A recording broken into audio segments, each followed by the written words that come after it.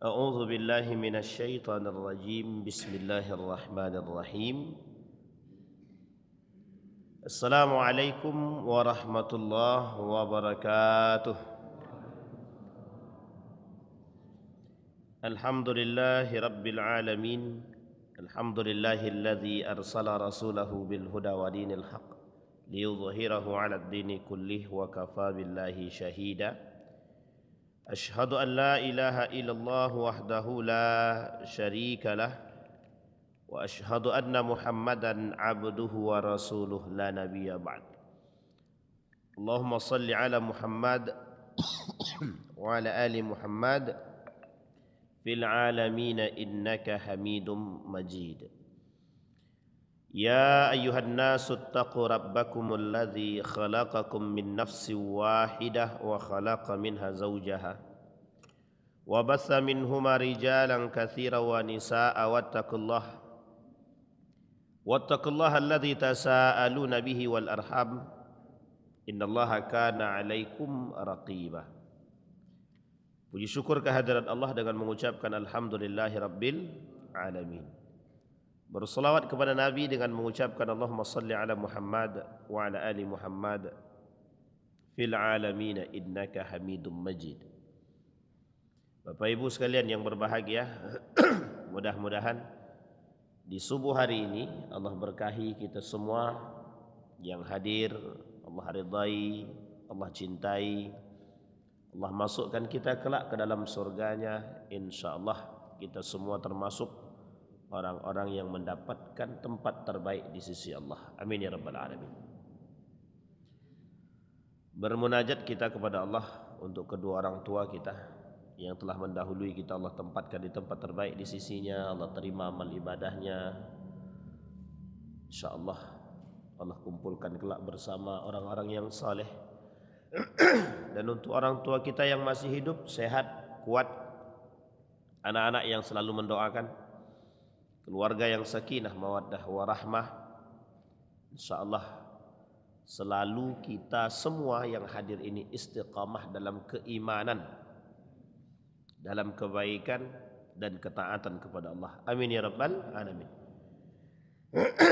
Baik Bapak Ibu sekalian yang berbahagia, beberapa waktu yang lalu kita membahas tentang Nu'man ibn Maqarrin al-Muzayyin, seorang sahabat yang memang dikenal sebagai pemimpin satu kaum, kelompok. Seorang sahabat yang mengajak satu kampung masuk ke dalam Islam, yang bernama Nu'man ibn Maqarrin al-Muzayyin. Tinggal di perbatasan antara Mekah dan Madinah, tapi lebih dekat ke Madinah. Nama perkampungan tersebut namanya Muzayyin. Nah, perkampungan Muzayyin ini dipimpin oleh seorang pemuda, yang pemuda ini lebih mengedepankan akhlak, akal dalam berfikir. Satu ketika dia mendapat kabar bahwa Muhammad dalam perjalanan dari Mekah menuju Madinah, Yasrib. Kondisi Yasrib ketika itu orang-orang yang ada di Yasrib nih sudah mulai masuk Islam. Maka mereka sangat berbahagia menunggu keberadaan dan kedatangan baginda Nabi Muhammad sallallahu alaihi wasallam. Pada saat itu Nabi belum pemimpin. Bagi kaum-kaum Yasrib belum. Pada saat itu Nabi hanya dikenal sebagai seorang nabi dan bukan pemimpin Yasrib ketika itu. Tapi bagi seorang tokoh besar di Yasrib itu bernama Abu Ubaid bin Salul, Abu Abdullah bin Ubay bin Salul, itu namanya. Bagi Abu Ubay bin Salul ini, kelak seorang nabi ini akan menjadi pemimpin. Maka menjadi kekhawatiran bagi dia keberadaan atau kedatangan Muhammad sebagai tokoh pembawa agama baru ketika itu, menurut Abu Ubaid bin Salul, wah ini adalah ancaman bagi diri dia sebagai tokoh ternama dan terkenal pada saat itu. Jadi Bapak Ibu boleh cek nanti Abu Ubaid bin Salul itu siapa. Abu Ubaid bin Salul itu tokoh masyarakat besar pada saat itu yang akan digadang-gadang menjadi pemimpin Yasrib. Ketika terjadi pergeseran dan pemilihan tokoh, maka ketika itu yang akan bakal menjadi calon kuat dan calon tunggal itu adalah Abu Ubaid bin Salul. Karena memang dianggap sebagai orang yang baik, secara kepemimpinan dikenal. Maka menurut Abu Ubaid bin Salul, keberadaan Muhammad, kedatangan baginda Nabi Muhammad SAW, menurut Abu Ubaid bin Salul adalah ancaman. Pada saat itu di tengah perjalanan, dalam perjalanan menuju dari Mekah menuju Yasrib, itu sudah diprediksi oleh seorang pemuda yang bernama Nu'man tadi, bahwa Muhammad ini akan melintas.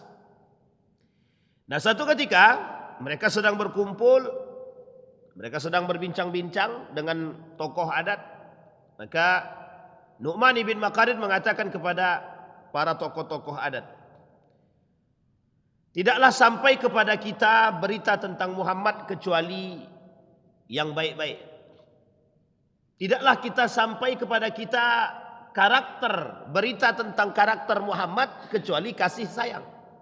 Itu yang disampaikan oleh Nu'man. Jadi orang-orang Muzayyan ini sudah tahu, sudah kenal dengan Muhammad, tapi kenalnya perilaku baiknya saja. Dan tak ada yang datang yang membawa berita tentang bahwa Muhammad ini jahat, Muhammad ini feodal, Muhammad ini pedofil. Tak ada. Mereka tahunya Muhammad itu baik. Mereka kenal Muhammad itu cerdas, kasih sayang, suka membantu, terlebih pada kasusnya orang buta, Yahudi, yang dikasihi, yang disayangi. Itu kenalnya Pak. Maka apa kata Nu'man? Ini kita singkatin. Kata Nu'man, apa yang membuat kita tidak mau masuk ke dalam agama yang dibawa oleh Muhammad, sementara penduduk sebelah, penduduk Yasrib itu, mereka sudah lebih dahulu mengenal Muhammad dan masuk ke dalam agama Muhammad. Nah, di sini dia menjadi pertanyaan. Sehingga kata kaum-kaum tokoh-tokoh adat tadi, iya juga ya. Nah, itu bahasa sederhana kita. Jadi mereka berpikir, iya juga, kenapa kita tak masuk Islam? Kenapa kita tak masuk kalau memang itu baik? Kenapa kita tak mengikuti risalah dia kalau itu baik? Singkat cerita Bapak Ibu sekalian yang berbahagia, Nu'man kemudian berkata begini. Kata Nu'man, besok pagi yang mau ikut saya bertemu dengan Muhammad, kita bertemu di gerbang. Yang mau bertemu dengan Muhammad, kita bertemu di gerbang. Kemudian Nu'man dengan para sahabatnya besok paginya 10 orang di antara para sahabatnya Nu'man, berarti sama-sama muda, mengikuti jejak Nu'man, ingin berangkat. Apa kata ke sahabatnya? Insya Allah besok kami ikut. 10 orang ikut sahabat. Ternyata Bapak Ibu sekalian yang berbahagia, kemudian Nu'man mengatakan, yang mau ikut saya tunggu di gerbang. Besok paginya satu kampung keluar semua. Berkisaran lebih dari sekitar 400-an lebih. Ada yang menunggang kuda dan lain sebagainya, bersiap untuk mengikuti Nu'man. Ini bukan perang. Tapi bersiap mengikuti Nu'man untuk bertemu dengan orang yang dianggap tadi, orang yang kok dikenalnya cuma baik saja. Maka ketika paginya sampai, mereka kemudian berangkat bersama menuju Madinah, Yasrib. Sampai di Yasrib, kaget, Abu Bakar kaget. Mengapa nih kayak ada mau perang gitu? Karena tentara banyak. Artinya mereka banyak bawa perlengkapan, termasuk Nu'man ibn Makarin itu sendiri sebagai pemimpin. Ketika itu Bapak Ibu, kondisi umat itu dalam perjalanan itu tidak mungkin tangan kosong. Karena dalam perjalanan itu mereka harus bersiap dengan membawa senjata, akan bertemu dengan kelompok-kelompok penyamun dan lain sebagainya. Maka mereka harus bersiap. Tapi sebagai pemimpin Dan termasuk yang ditokohkan meskipun dalam keadaan muda, otomatis dia sudah mempersiapkan segalanya. Nanti kita lihat siapa sebenarnya Nu'man ibn Makarin tersebut. Nah, kembali kepada poin tadi, sehingga Bapak Ibu, apa kata Abu Bakar, ada apa ini? Mau bertemu, kami pengen bertemu dengan Muhammad. Ketika bertemu dengan Nabi, Nu'man beserta semua jajaran, termasuk para pejabat-pejabat, artinya para tokoh-tokoh adat, menyatakan keislaman. Dalam catatan sejarah, satu-satunya satu kampung masuk Islam. Satu kampung masuk Islam tanpa terkecuali. Jadi semua daripada pengikutnya, semua daripada anggotanya yang dinahkodai oleh An-Nu'man ibn Makarin masuk ke dalam Islam. Ini pernah kita ceritakan di sini tentang Ustadz Fadlan Gramatan. Baik. Nah, sekarang Nu'man ibn Makarin ini siapa? Nu'man ibn Makarin ini adalah panglima perang yang ditunjuk langsung oleh baginda Nabi Muhammad sallallahu alaihi wasallam. Nanti turun temurun dia, turun temurun. Bapak Ibu sekalian yang berbahagia, di subuh ini kita akan membahas tentang perang yang disebut dengan Nahawan. Perang Nahawan ini salah satu perperangan terbesar dan perperangan final dalam sejarah Islam untuk menaklukkan kota terbesar, terkuasa, terkuat pada saat itu, Persia. Persia itu, kekuasaan Persia itu terbentang luas. Terbentang luas. Kekuasaan Persia itu bukan hanya Iran saja, bukan. Iran itu sudah Persia. Irak masuk. Syam itu Babilonia dan sekitarnya masuk. Mesir hampir ditaklukkan secara keseluruhan. Dan ini adalah perbatasan kekuasaan yang besar pada saat itu. Kondisi ketika itu, posisi Persia ini adalah posisi yang tak terkalahkan. Ketika itu dipimpin oleh Kekaisaran Persia Sasaniyah namanya. Kita lihat. Siapa Kekaisaran Sasaniyah itu? Kita lihat dalam catatan sejarah. Kekaisaran Sasaniyah ini adalah pemerintahan monarki yang menyembah Zoroaster, api. Kalau dalam Islam disebut dengan Majusi, penyembah Zoroaster. Sudah berapa lama kelompok penyembah api ini? Sudah lama, sebelum Nabi Muhammad lahir. Sebelum Nabi Muhammad lahir ini Persia sudah ada. Persia ini sudah ada. Dan sudah berkuasa atas Babilonia, atas Romawi dan lain sebagainya. Maka ketika itu terdapat dua kerajaan besar. Satu Persia, yang kedua Romawi. Romawinya Romawi Timur. Waktu itu Romawi Barat tidak terlalu berkuasa. Karena yang paling mencolok dan nampak dari sisi bangunan, kekuasaan, dan kekuatan itu memang dimiliki oleh Romawi Timur, bukan Romawi Barat. Romawi Timur itu mana Ustaz? Romawi Timur itu Konstantinopel sekarang, Turki, Istanbul, Turki dan sekitarnya. Romawi Barat Italia sekarang, Italia ke atas, Spanyol dan lain sebagainya. Itu masuk dalam daratan Romawi Barat. Romawi Barat pada masanya tidak ada kekuasaan apapun, tidak ada kekuasaan. Bahkan kalau di dalam catatan sejarah itu tak nampak. Nanti ketika muncul Andalusia baru nampak dia. Kalau sudah muncul Andalusia baru nampak dia. Tapi sebelum itu tak nampak. Yang paling nampak dan berkuasa paling lama itu ya Romawi Timur itu tadi. Romawi Timur. Bahkan Romawi Timur ini menguasai semuanya Romawi. Maka disebutlah di situ dengan Romawi, Imperium. Jadi Bapak Ibu, singkat cerita, agama resminya apa? Zoroaster. Apa yang mereka sembah? Api. Bahasa mereka apa? Pahlavi. Nah, ibu kota mereka ada namanya Madain, Siprus. Kalau bahasa gaulnya. Berdiri kapan? 224 Masehi. Runtuh sekitar 654 Masehi. Baik, kita runut. Berarti sekitar berapa abad dia berkuasa? Berdiri 224 Masehi. Kemudian hancur 654 Masehi. Jadi kira-kira berapa? 400 sekian. Berarti sekitar hampir 5 abad. Bukan hampir 5 abad, 4 abad setengah. Lama kepemimpinannya 651 Masehi. Pada saat ini 4 abad itu sudah lumayan lama, Pak. Sudah lumayan lama. Karena memegang kendali atas segalanya.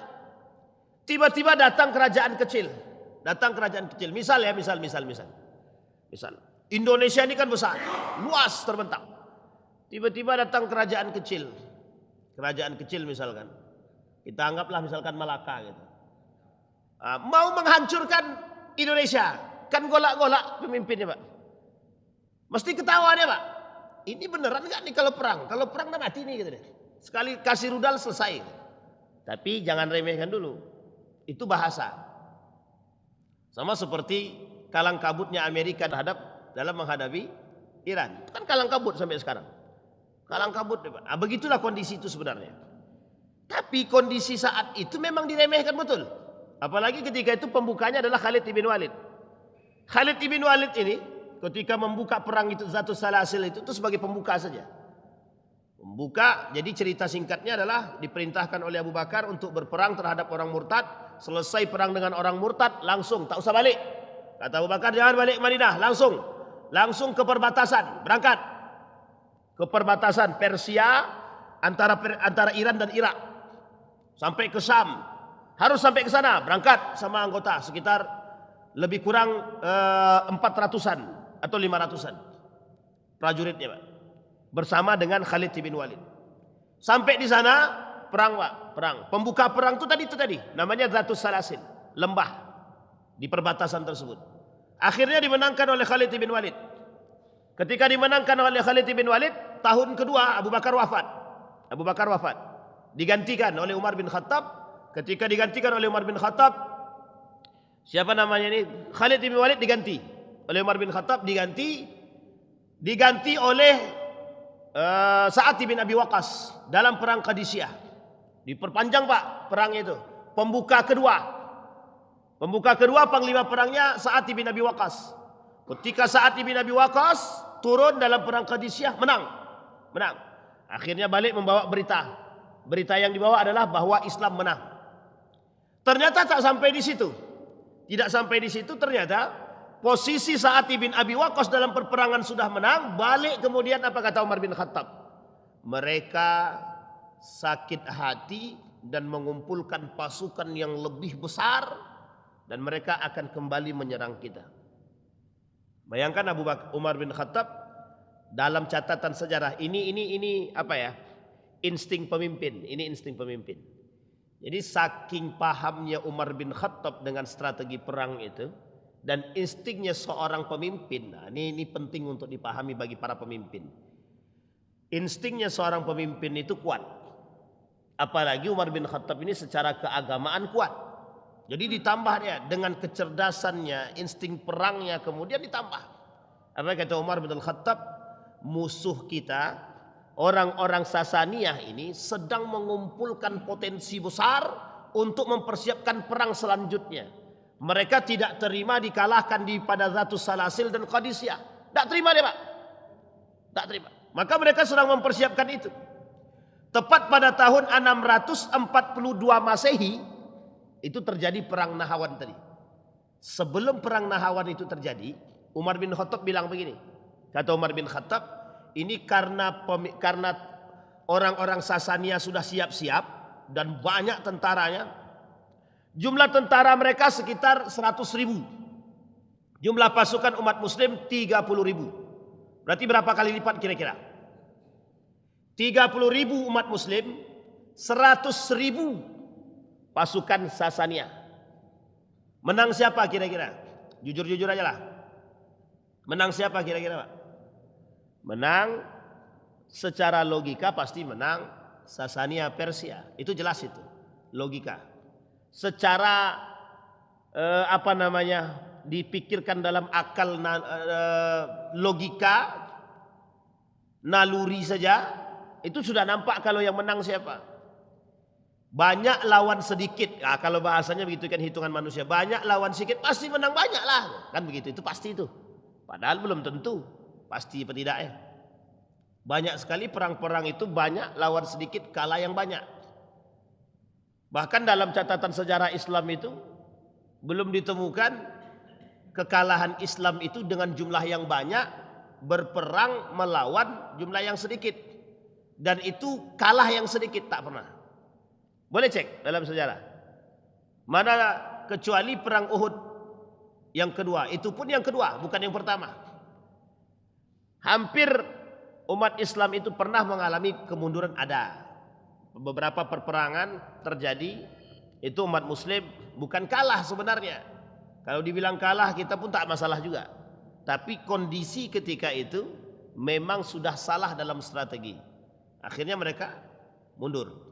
Tapi dalam satu sisi, kemenangan perperangan itu, sekian banyak perperangan dalam Islam itu, umat muslim menang, itu selalu jumlahnya sedikit, tidak pernah banyak. Selalu sedikit kemudian mengalahkan yang banyak. Nah, kejadian pada perang Nahawan sama. Ini perang lanjutan Persia. Maka kata Umar bin Khattab, aku harus turun. Kata para pejabat sahabat-sahabat yang berada di sekitar Umar bin Khattab, jangan. Jangan. Kata sahabat, jangan. Tidak usah, tidak usah. Kau cukup bertahan di sini, serahkan tampuk kepemimpinan kepada orang-orang yang kau percayai untuk berperang, yang menurutmu bagus. Ini uniknya. Mengapa Umar bin Khattab tidak memilih Khalid ibn Walid? Itu poin penting, Pak. Mengapa Umar bin Khattab tidak memilih Khalid ibn Walid? Sebenarnya kalau kita mau berbicara orang yang paling handal ketika itu sampai mendapat julukan tidak pernah kalah dalam perang, ya Khalid ibn Walid. Khalid ibn Walid. Ini penting banget ini kita pelajari, Pak. Mengapa Khalid ibn Walid itu dikenal sebagai orang yang kuat dalam taktik, hebat dalam strategi perang, dan tak pernah terkalahkan. Sampai para sahabat mengatakan kalau Khalid berperang pasti menang. Maka kalimat inilah yang ingin dibuang oleh Umar bin Khattab. Khalid ibn Walid bukan segalanya dan bukan satu-satunya. Maka perlu ada regenerasi pengganti sehingga Khalid ini tidak menjadi sesuatu figur yang terbaik dalam persoalan perang. Bukan berarti Umar benci dengan Khalid, bukan. Tapi Umar bin Khattab tidak mau ada umat muslim lebih atau berlebihan dalam memuji Khalid bin Walid. Apa yang dikhawatirkan? Apa yang dikhawatirkan? Sombong, asabiyah, syirik dan lain sebagainya. Khawatir berlebihan dalam memuji dan mengagungkan Umar bin Khattab. Maka dipilihlah, kata Umar bin Khattab, siapa kira-kira yang pantas menjadi pemimpin? Terserah kepada anda wahai Amirul Mukminin. Maka Umar bin Khattab mengatakan, bagaimana pendapat kalian jika aku memilih seorang pemuda yang bernama An-Nu'man ibn Makarin Al-Muzayyan sebagai pemimpin? Bukan kaum muhajirin, bukan juga kaum ansor. Bukan muhajirin, bukan ansor. Siapa dia? Ada orang yang lahir dari atau mereka datang dari kampung sebelah. Kampung sebelah cuma berbeda sedikit daripada Madinah. Apa kata pengikut-pengikut ini? Tepat, Amirul Mukminin. Orang yang kau pilih tepat. Meskipun muda, tapi punya keberanian yang kuat dan pemimpin kaum. Kenapa? Kehebatannya Nu'man itu berhasil mengajak satu kampung masuk Islam. Dan berhasil membuat kampung dia damai, aman dari kondisi, mohon maaf, penyamun, perampok dan lain sebagainya. Makanya Bapak Ibu, An-Nu'man ini sangat dihormati. Muda tapi berakhlak mulia. Nah, kita berharap generasi-generasi muda ini lahir seperti itu. Berani, gagah, punya sikap, mental bagus. Dan tidak penakut, tidak pecundang. Dan ini penting, Pak, kita harus punya generasi muda. Barulah berani Soekarno mengatakan, berilah aku pemuda, 10 orang pemuda akan kugoncangkan. Tapi kalau letoy semua, Pak, pemudanya, jangan ke 10, Pak, 200 orang aja yang letoy pemuda, tak jadi kita perang, Pak. Ditengoknya, oh kayak gini, serius tak nih, kata dia kan. Nah, ini kata Ustaz Abdul Somad, kita ini serius perang apa tidak, kata dia kan. Nah, baik, kembali kepada poin tadi.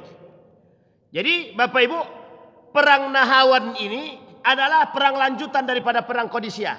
Dimulai pada tahun 21 Hijriah atau lebih tepatnya 642 Masehi. 642 Masehi. Perperangan mereka lakukan. Perang Nahrawan ini karena sebagai akhir dan ending daripada perang tersebut, daripada perangnya Persia selama 3 kali berturut-turut, termasuk ini perang Nahrawan ini, maka disebutlah dengan Fathul Futuh namanya. Fathul Futuh. Pembebas di antara pembebas-pembebasan. Pembuka di antara pembuka. Jadi kalau bahasa kitanya perang terakhir, perang terhebat, perang terbesar dalam catatan sejarah penaklukan Persia. Maka diakhirilah dengan perang Nahrawan namanya. Apa itu Nahrawan? Nahrawan itu nama tempat, lembah. Yang tempat tersebut namanya adalah Nahrawan. Dan berperangnya di situ, maka disebutlah dengan perang Nahrawan. Di satu daerah, di perbatasan, di dekat masih dalam kawasan Persia, Iran, maka disebutlah dengan tempat tersebut Nahrawan. Nah, perangnya di situ, maka disebut perang tersebut perang Nahrawan. Tapi dalam catatan sejarah dikenal sebagai Fathul Futuh. Kenapa Fathul Futuh? Perang terakhir penentu. Kalau menang dia Persia, maka kekuatan Persia akan selalu bertambah. Tapi kalau yang menang Muslim, akhir daripada perjalanan kerajaan Persia, kerajaan Kekaisaran Sasania namanya. Sampai di sini bisa dipahami Bapak Ibu? Aman? Ini peradaban Islam. Ini sejarah. Dalam kaca peradaban ini Bapak Ibu, dalam sesingkat ini yang kita sampaikan ini, sudah tampak ya bagaimana karakter seorang pemimpin ya. Sudah bisa dilihat ya bagaimana karakter seharusnya karakter seorang pemimpin. Itu ditulis dalam banyak kitab. Dalam banyak kitab. Salah satu karakter pemimpin itu harus takut kepada Allah. Harus takut. Kalau pemimpin itu tak takut kepada Allah, boro-boro dia. Jangankan kalau sudah tak takut dengan Allah, jangankan manusia. Setan pun tak takut dia. Justru berkawan dia. Serius Pak. Kalau ada pemimpin sudah tidak takut dengan Allah, tidak menjalankan perintah Allah, justru mereka mengindahkan ultimatum dari baginda Nabi Muhammad SAW. Bahasa sederhananya itu pemimpin-pemimpin syaitan. Pemimpin-pemimpin yang bekerja sama dengan syaitan. Itu yang dikhawatirkan oleh Umar bin Khattab. Takut nanti akan muncul kesombongan dalam diri seorang pemimpin, termasuk pemimpin yang disebut dengan Khalid bin Walid.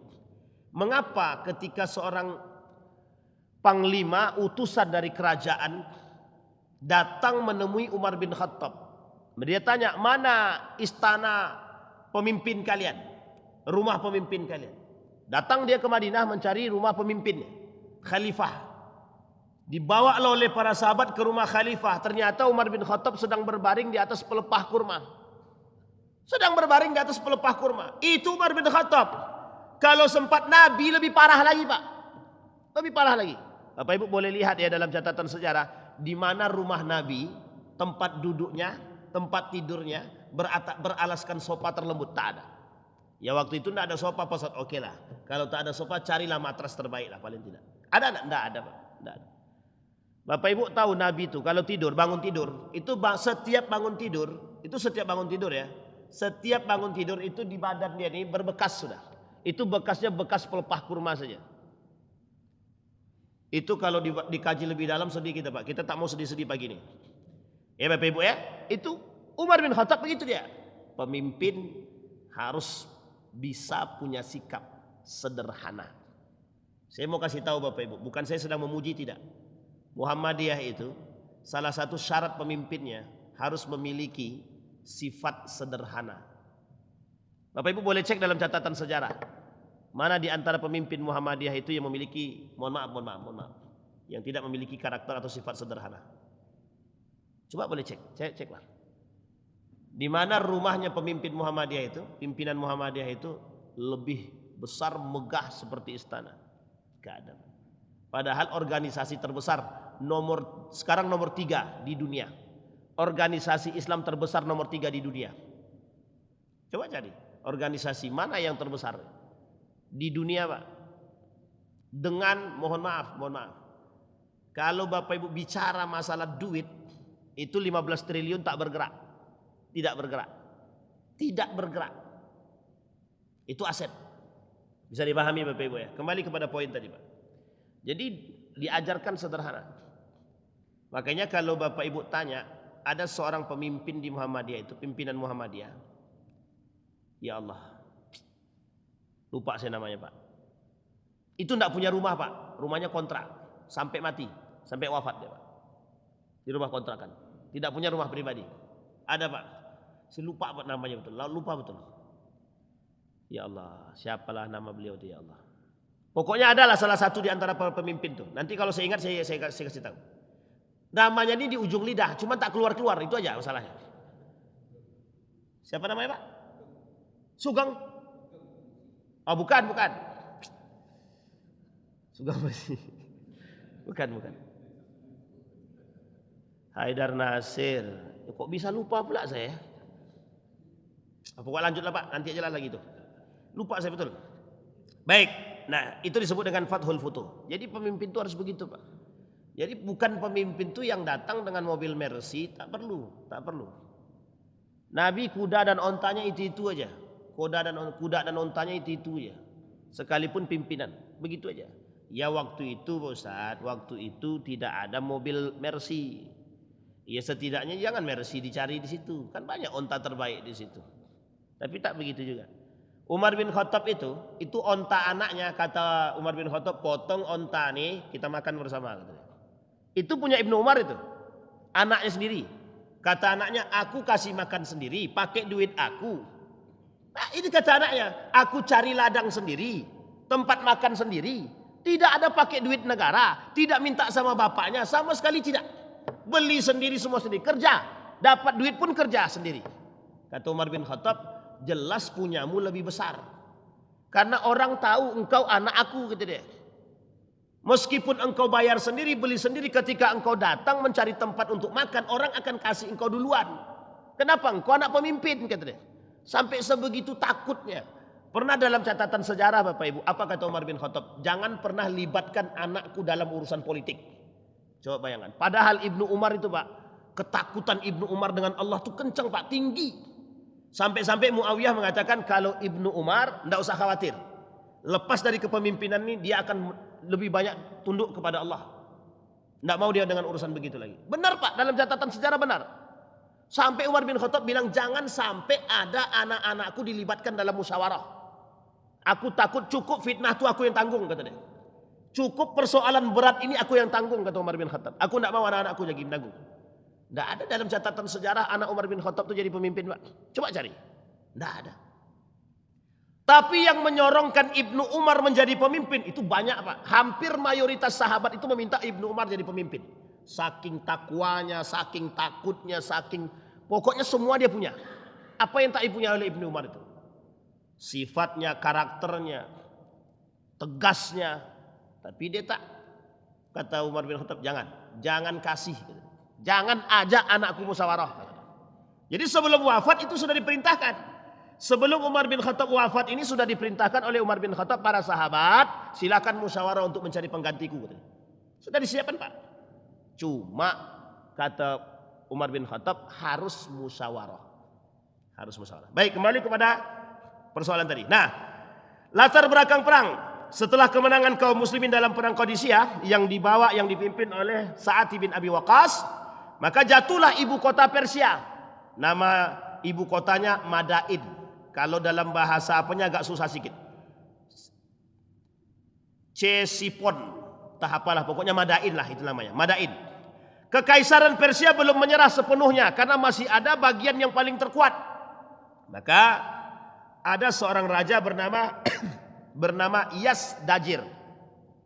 Yazdajir III inilah yang kemudian mengatakan kami tidak akan pernah menyerah karena kami adalah kerajaan bermentalkan pemenang.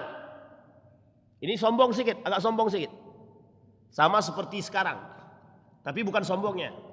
Sekarang itu mereka menampakkan bahwa kami ini pernah menang, pernah menjadi negara terbesar, kekuasa, negara yang pernah berkuasa. Betul Pak? Kalau pemimpin Iran bilang kami ini adalah negara bermental perang, bermental pemenang. Betul Pak, bermental juara, betul. Itu betul itu, tak bohong itu. Kenapa? Karena mereka pernah berkuasa pada masanya. Bahkan setengah dunia ini mereka yang pegang dulu Pak, Persia itu. Cuma 2 kerajaan besar yang dikenal pada masanya Pak setelah peradaban-peradaban itu. Persia dan Romawi. Dan itu tidak bisa dipungkiri Pak dalam catatan sejarah.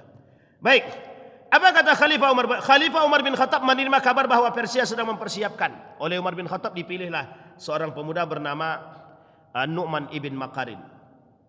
An-Nu'man ibn Makarin diperintahkan oleh Umar bin Khattab membawa 30.000 pasukan Muslim. Nu'man siapkan 30.000. Disiapkanlah oleh Nu'man ibn Makarin dengan beberapa para petinggi yang akan mendampingi. Siapa para petinggi yang mendampingi An-Nu'man ibn Makarin? Yang pertama Huzaifah ibn Yaman yang mendampingi panglimanya. Yang kedua Jarir ibn Abdullah dan beberapa sahabat-sahabat yang lain. Jadi tidak An-Nu'man sendirian. Cuma An-Nu'man sebagai kepala komando, panglima perang. Tapi ada kepala-kepala yang lain. Setiap sektor itu punya kepala. Setiap 100 punya kepala. Setiap 10.000 punya kepala. Jadi 10.000 pertama kepalanya Huzaifah. 10.000 kedua siapa? 10.000 ketiga siapa? Itu disiapkan oleh Umar bin Khattab. Biar kalau wafat dia ada yang menggantikan. Nah, ini namanya kaderisasi. Kalau wafat dia ada yang menggantikan. Kalau nanti ini wafat yang kedua ada lagi yang menggantikan. Harus terjadi begitu. Kalau tidak begini maka rusak dia, hancur dia. Baik. Maka disiapkanlah di situ Huzaifah ibn Yaman ibn Jarir. Baik. Kemudian Bapak Ibu sekalian yang berbahagia. Nah, apa yang kemudian kata Umar bin Khattab, kami berdoa kepada Allah untuk kemenangan kalian. Berangkat Pak. Kemudian bertemulah dengan musuh. Musuhnya ketika itu ada namanya Firuzan. Firuzan ini adalah pemimpin panglima perangnya Persia di bawah kendali Raja Yazdajir tiga tadi. Dipercayakanlah kepada Firuzan. Dalam catatan sejarah Firuzan ini termasuk orang yang sangat ulet, bagus. Dalam catatan sejarah mereka. Dipilihlah Firuzan. Ketika dipilih Firuzan kemudian mempersiapkan 100.000 pasukan untuk melawan umat muslim yang berjumlah 30.000. Apa strategi perang yang dilakukan oleh siapa namanya itu? An-Nu'man ibn Makarin.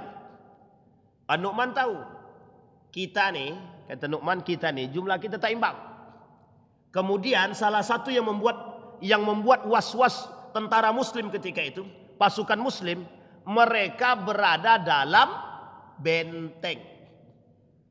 Jadi mereka sudah bersiap dalam benteng Persia itu Pak, dalam benteng-benteng mereka. Sama seperti perang Khaybar. Perang Khaybar itu Pak, orang-orang Yahudi itu berada dalam benteng-benteng mereka, dalam tempat-tempat lumbung mereka. Jadi tidak bisa kita memerang. Kalau yang ada kita maju, kita mati Pak. Makanya oleh Nabi dalam perang Khaybar itu ditunggu tengah malam, setengah-tengah malam diserang mendadak sama Nabi. Baru kalang kabut keluar dari benteng semua kabur, habis Pak. Di bumi hanguskan oleh Nabi. Nah, begitu juga kondisi ini sama. Oleh An-Nu'man ibn Makarin, caranya begini kata Nu'man. Kita serang secara perlahan. Majulah sedikit untuk berperang. Sampai kemudian ketika umat muslim sudah maju berperang, dilawan oleh mereka, nampaklah umat muslim ini kewalahan dan mundurlah umat muslim ini. Ketika umat muslim ini mundur, dalam pandangan mereka Firuzan mengatakan mereka sudah mulai ketakutan. Keluarlah dari benteng ini semua Pak. Orang-orang ini dari benteng. Setelah keluar dari benteng semua, barulah kemudian berbaliklah umat muslim dari berbagai macam arah. Jadi tidak satu arah Pak. Biar nampak banyak, padahal jumlah sedikit. Cuma strategi perang ini ampuh. Seperti yang dilakukan oleh Khalid ibn Walid dan Sa'ad ibn Abi Waqqas. Yang dari kanan, yang dari kiri, yang dari depan. Semua buat lingkaran. Seolah-olah banyak. Seolah-olah banyak. Datang Pak rame-rame. Nah disinilah kemudian kocar-kacirlah para prajurit-prajurit Persia tersebut. Persoalannya ketika mereka keluar daripada gerbang mereka, benteng-benteng mereka, disitulah Pak, diapitlah oleh kekuatan umat muslim tadi yang sedikit tadi. Tapi karena mereka sudah terjepit, tak bisa berbuat apapun, disinilah Pak, kelemahan daripada tentara-tentara Persia ketika itu. Baik, jalannya pertempuran. Panglima Muslim An-Nu'man ibn Makarin dalam perperangan yang sengit itu wafat, dibunuh, wafat dia. Tapi ada tapinya, kondisi umat muslim ketika itu sedang pada puncaknya, sedang pada puncaknya. Jangan sampai keberadaan atau wafat daripada Nu'man ini menjadi lemah umat muslim. Oleh Hudzaifah ibn Yaman langsung bendera diambil. Dengan takbir Pak, Allahu Akbar, semakin semangat Pak. Semakin keras Pak, semakin hebat. Akhirnya di waktu yang bersamaan juga Firuzan wafat. Ketika Firuzan wafat inilah kemudian pasukan Persia tak lagi memiliki kendali. Beda dengan Muslim tadi. An-Nu'man ibn Makarin wafat, langsung disambut Hudzaifah. Disambut Hudzaifah. Sementara Firuzan wafat, tidak ada yang nyambut. Maka disinilah kelemahan yang terjadi pada panglima, pada tentara-tentara Persia. Akhirnya Bapak Ibu, mereka mengalami, mohon maaf kalau bahasa lainnya, tekanan. Jadi mental sudah turun, sudah lemah, ketakutan, akhirnya mereka bercerai-berai. Disinilah kemudian kekalahan dalam perperangan itu yang dialami oleh Persia. Disinilah Bapak Ibu, Raja Yazdajir dalam catatan sejarah kabur, dalam catatan sejarah dibunuh dan lain sebagainya. Apa dampak daripada perang Nahawan? Yang pertama, runtuhnya kekaisaran Persia Sasania. Yang kedua, penyebaran Islam di Persia semakin meluas. Disinilah ketika Persia sudah berada di tangan umat muslim, Iran itu, maka jangan salah paham, ini masuk dalam catatan sejarah. Dalam catatan sejarah itu, Iran itu belum Syiah. Nanti perubahan Iran itu menjadi Syiah, dari Sunni ke Syiah, ada catatan sejarah. Karena Syiah itu pertama itu bukan di Iran. Bukan di Iran Pak. Tapi dalam catatan sejarah, yang pertama kali Syiah itu adalah Irak. Irak itu Babilonia. Kufah. Itu yang pertama. Barulah kemudian merembet kepada Iran. Itu pun ada sejarahnya. Ada sejarahnya. Nanti dibawa oleh dinasti Fatimiyah, Safawiyah dan lain sebagainya. Baik. Penyebaran Islamnya bagaimana? Strategi penyebaran Islam karena sudah ditaklukkan mudah Pak untuk disebarkan. Masuk dalam satu tempat ke tempat yang lain. Cuma lagi-lagi yang harus diingat Pak, yang harus dipaham. Tidak ada pemaksaan bagi setiap orang di antara mereka untuk tetap masuk ke dalam Islam. Yang mau masuk Islam silahkan. Yang tidak mau masuk Islam boleh berada pada agama mereka dengan catatan harus bayar jizyah, pajak. Masuklah Iran ini, Persia ini dalam negara kekuasaan Islam. Sampailah hari ini. Nah, kalau hari ini sudah negara sendiri dia dan memisahkan diri. Kalau dulu di bawah satu komando. Sampai nanti terjadinya pada masa Reja Pahlavi dan kemudian selanjutnya. Terus menerus, turun menurun. Dijuluki oleh Fathul Futuh. Para sejarawan muslim menyebut perang ini sebagai kemenangan terbesar karena membuka jalan penaklukan wilayah timur yang belum pernah terjadi. Baik, hikmah daripada perang Nahawan. Yang pertama hikmahnya, pentingnya strategi dalam perperangan. Itu jelas. Yang kedua, kekuatan iman dapat mengalahkan jumlah besar. Sekarang jumlah umat muslim besar, penakut semua. Bapak Ibu jangan tersinggung. Memang begitu kan kondisi kita. Jumlah yang banyak itu tak imbang sekali. Berapa puluh kali lipat itu Pak kita dengan yang 5 juta tadi. Tapi ada tapinya Pak. Ngapa kita kalah? Ya gimana enggak kalah Ustaz? Duit 100 juta itu nampak. Sementara yang pahala itu tak nampak. Surga itu tak nampak. Sekarang saya tanya sama Bapak Ibu. Kira-kira kalau surga itu ditampakkan oleh Allah, kira-kira orang masuk Islam semua enggak? Selesai Pak. Perlu enggak kita iman lagi? Enggak perlu iman Pak. Langsung masuk tuh. Enggak akan ada orang secara nurani ya. Secara naluri saja. Enggak akan ada dia pilih. Pilih mana nak? Mau masuk lubang buaya yang ada buayanya atau mau masuk mall yang ada AC-nya. Enggak ada orang yang mau milih masuk lubang buaya Pak. Enggak akan ada. Sangat tidak ada. Enggak usah kan lubang buaya. Panas, cuaca panas begini. Pilih mana? Di luar panas, dalam kena AC. Pilih mana? Pasti pilih AC rata-rata. Itu naluri, Pak. Naluri. Tapi kemudian Allah ingin uji, Pak. Iman itu tak bisa iman itu tidak bisa diuji kalau dia melihat. Tapi iman bisa tampak kalau tidak ada yang dipandang. Maka surga dan neraka ini sifatnya tidak tampak. Kalau nampak surga itu tahu dia surga dan neraka itu selesai, Pak. Tidak ada yang pemerkosaan, pelecehan seksual, tidak akan ada itu, Pak. Semuanya bisa masuk surga. Cuma Allah sudah kasih clue-nya, itu pun tak mau. Dikasih clue pun tak mau. Nah, itulah kelebihannya, Pak. Makanya kata Nabi, di akhir zaman tuh umat muslim banyak tapi lemah semua. Penakut. Kenapa takut? Takut hilang hartanya, takut hilang anak bininya, takut hilang semua takut. Ustaz, kalau aku pergi nanti gimana dengan anak istriku ya? Ah, itu dia. Cekcok heboh. Padahal keluar berapa hari cuman. Nah, inilah kasus, Pak. Ya, ini terlebih daripada hal tersebut.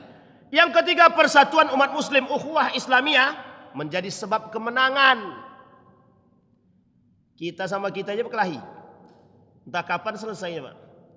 Kita sama kita ini tak tahu kapan selesainya. Maka Bapak Ibu yang hadir nih, saya cuma mengajak kepada yang hadir. Yang tak hadir kita ajak lewat sini, lewat media nih. Udah ndak saatnya kita nih menjadi penyebab rusaknya persatuan. Kita. Jangan kita yang menjadi sebab perusak. Kita yang merangkul, kalau mereka yang merusak, itu urusan mereka. Tapi kita yang merangkul. Mereka merusak, kita merangkul. Mereka memukul, kita merangkul. Harus begitu. Harus. Salah satu caranya adalah kalau Bapak Ibu mendapatkan berita tentang menjelekkan seseorang yang Bapak Ibu cintai, senang, Bapak Ibu anggap aja masuk telinga kanan, keluar telinga kiri. Rangkul yang membenci kita. Rangkul, yang membenci kita rangkul. Cara merangkulnya bagaimana? Sebutkan persoalan iman, satu Tuhan, satu Nabi, satu kitab, akhiratnya sama.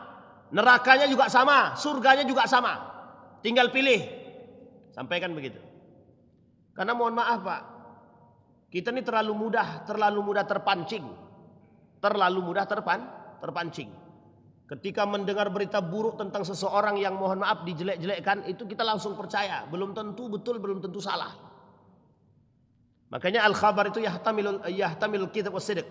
Kabar itu mengandung dua unsur. Bisa benar, bisa salah. Dan itu penting. Yang keempat, kepemimpinan yang amanah dan musyawarah sangat penting.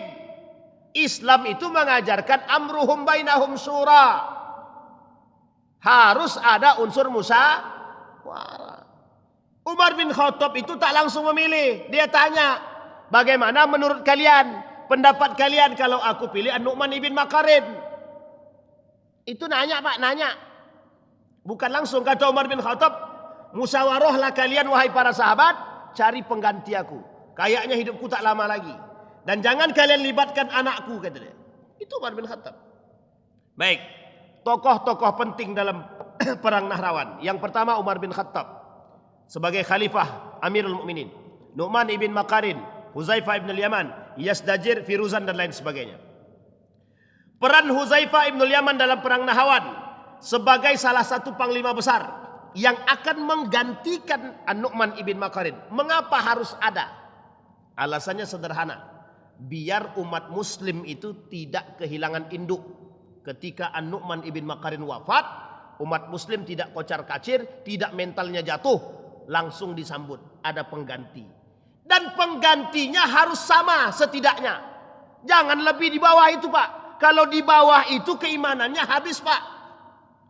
Apa katanya? Misal di bawah Nu'man bin Makarin ini mentalnya, keimanannya tidak sekuat An-Nu'man. Aduh, pas diganti, ayo kita mundur, kata dia. Pemimpin kita kalah, kata dia. Mundur semua, Pak. Tapi kalau dia pemimpin tersebut yang di bawah dia itu mentalnya kuatnya sama, berani mati, semangat jihadnya tinggi, oh mantap, Pak. Baik. Kemudian gugurnya An-Nu'man sudah dalam perperangan. menjaga stabilitas pasukan. Itu dia perannya daripada Hudzaifah ibn al-Yaman. Yang keempat, peran Hudzaifah ikut menyempurnakan kemenangan kaum muslimin. Di bawah komando Hudzaifah, pasukan Persia berhasil dihancurkan, panglima besar melarikan diri dan kemudian dibunuh. Kekalahan Persia di Nahwan menjadi awal runtuh daripada total kekaisaran Sasania secara keseluruhan. Keistimewaan Hudzaifah ibn al-Yaman, sahabat Nabi, pemegang rahasia Nabi, ahli fitnah akhir zaman, dan sahabat yang cerdas dalam strategi perang dan politik. Pelajaran daripada peran Hudzaifah, pentingnya kesiapan kader pemimpin. Nah, ini kelemahan kita, Pak. Kelemahan kita. Di antara tiga murid daripada Hoscokraminoto. Satu, Soekarno. Menurut Bapak Ibu, Soekarno bagus enggak? Bagus apa tidak? Mesti bagus lah. Kalau tak bagus, tak mungkin dapat negara kita nih. Kata dia gitu. Ya, ini bahasa kita ya. Soekarno. Jadi Hoscokraminoto punya 3 murid. Satu, Soekarno. Yang kedua, Kartosuwiryo. Yang ketiga, Muso. Sekarang saya tanya, ketiga-tiga ini, itu muridnya siapa? Hoscokraminoto. Bapak Ibu tahu siapa Hoscokraminoto? Yang pada saat itu dipandang sebagai seorang ulama yang hebat, kredibel, kapasitasnya tak diragukan.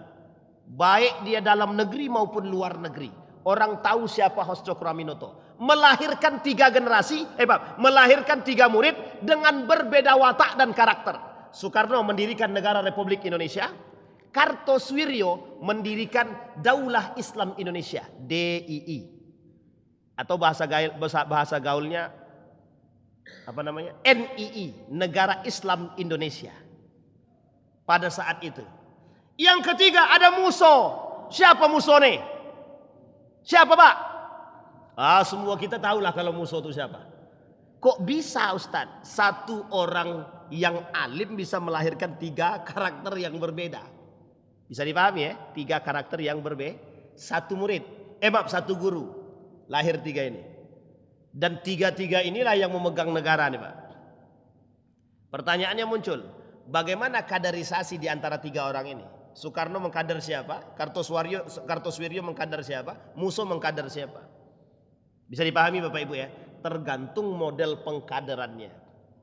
Karena ketika itu mereka tidak mungkin, Pak.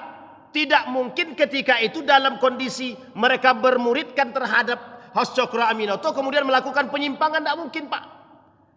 Kartosuwiryo mendirikan negara Islam Indonesia. Itu keinginan. Tidak ada masalah, Pak. Tidak salah.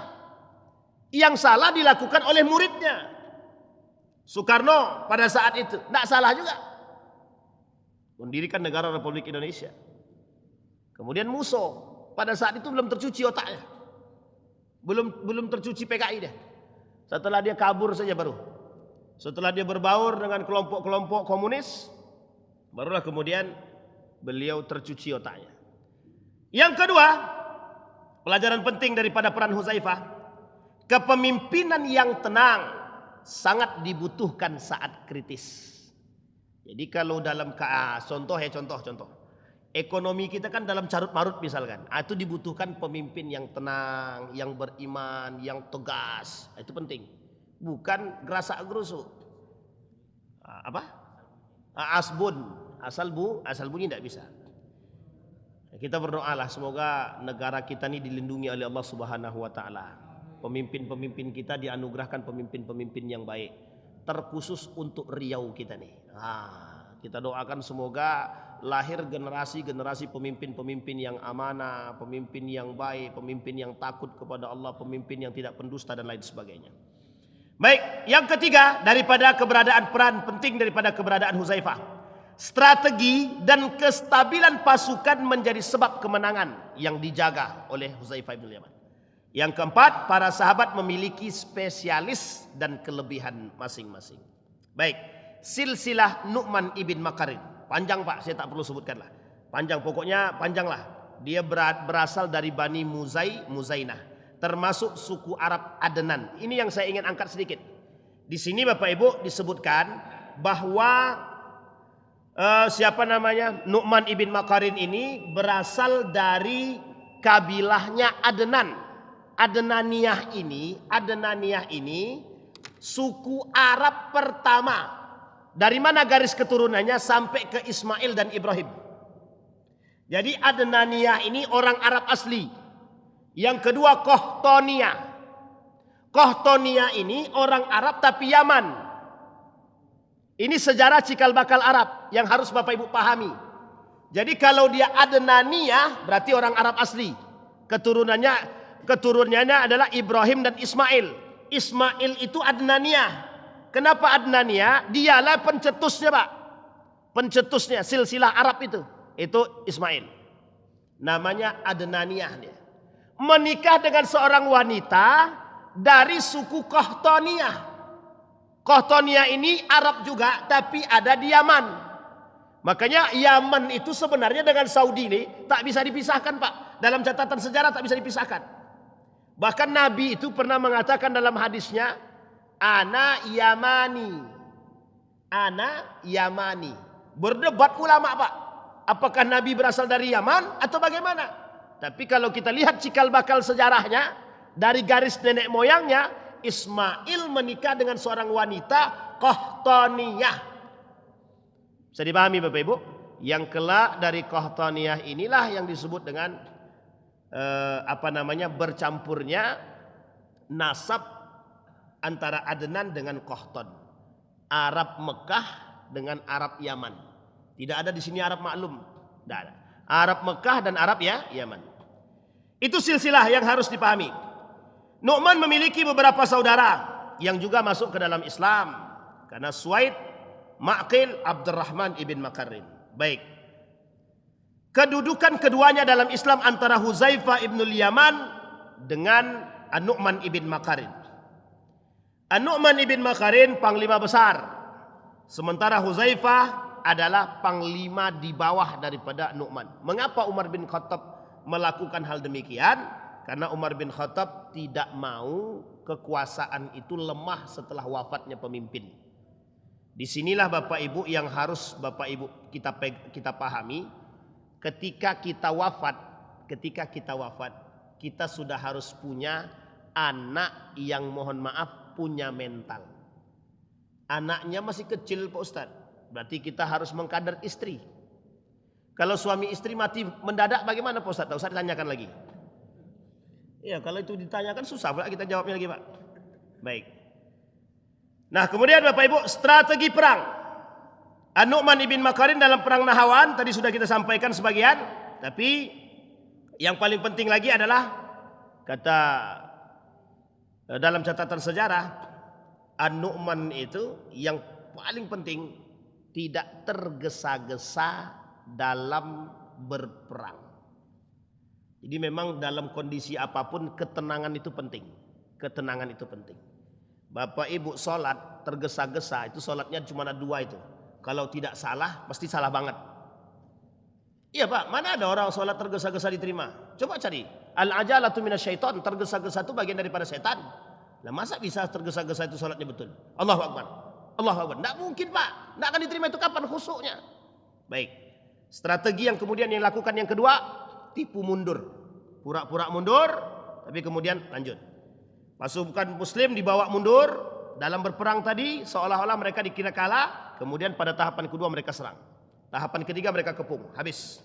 Disinilah kemudian yang ketiga, bagusnya Nu'man ibn Makarin ini, dia tahu Pak, sebelum dia berperang itu, dia sudah utus duluan.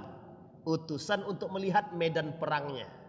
Nah, disinilah yang disampaikan oleh para sejarawan bahwa An-Nu'man ibn Makarin ini menentukan medan perang yang paling sempit sehingga bagi musuh itu mereka terjepit. Gimana caranya? Atau pandai-pandailah Pak. Yang tahu adalah medan perang. Kalau pemimpin tak tahu medan perang, kemudian diajaknya prajuritnya berperang, itu namanya bunuh diri namanya. Bunuh diri.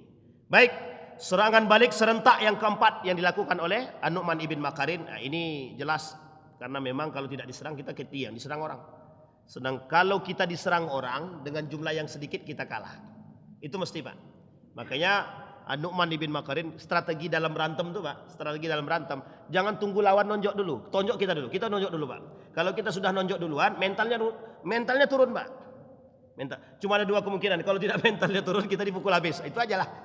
Baik, yang kelima, menjaga semangat pasukan. Yang paling penting kata Huzaifah ibn al-Yaman, menjaga semangat pasukan. Kalau dalam rumah tangga kita nih, menjaga semangat istri, anak-anak, itu pentingnya bukan main. Nah, kalau dalam istilah pekan baru, maka wali kota kita nih satu harus punya semangat yang kuat dalam beragama. Yang kedua, misal ini contoh aja contoh. Jangan pula Bapak Ibu salah paham ya. Yang kedua, dia harus punya kader yang bagus. Yang ketiga, dia harus menempatkan orang-orang yang mengerti dalam setiap tempat itu. Sehingga maka apa namanya? Kalau tak salah ada istilah apa di Pekanbaru ini? Call itu apa namanya? Langsung telepon, satgas gitu ya. Pokoknya satuan terserahlah tahapan namanya satgas, tahap apa terserahlah. Yang jelas Bapak Ibu. Nah, di sini ada satu hal, poin terakhir sebelum saya tutup. Ada satu motivasi yang diberikan oleh Nu'man kepada semuanya. Satu, jangan pernah berhenti berjihad. Hidup nih jihad, Pak. Hidup nih jihad. Ini udah kayak apa aja Pak, langsung hening semua.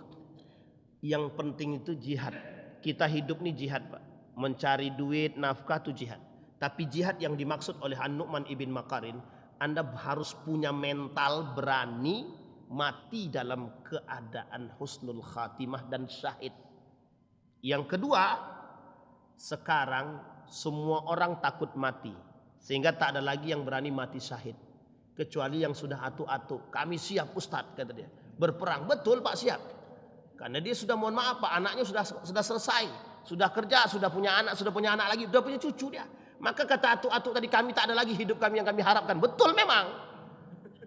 Tapi kalau masalah itu berperang itu Pak, kita memang tidak meragukan. Tapi mohon maaf. Yang kita butuhkan hari ini itu anak-anak generasi kita.